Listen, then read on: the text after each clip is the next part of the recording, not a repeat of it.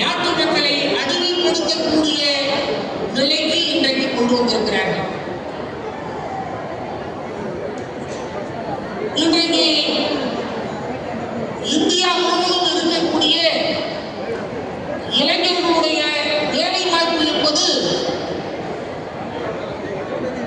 2000 ஆண்டிற்கும் இன்றைக்கு 2025ஆம் ஆண்டிற்கும் பார்த்தீங்கன்னா மிகப்பெரிய வேறுபாடு இருக்கிறது. இன்றைக்கு 65% பேர் படித்த இளைஞர்களுக்கு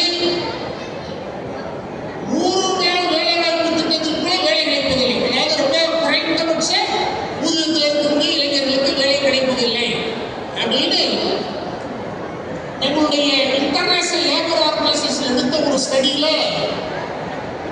இந்தியாவுடைய வேலையற்ற இளைஞர்களுடைய நிலையை அவர்கள் கணித்திருக்கிறார்கள்.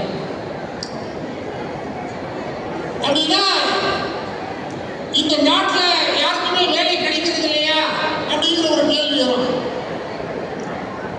வேலை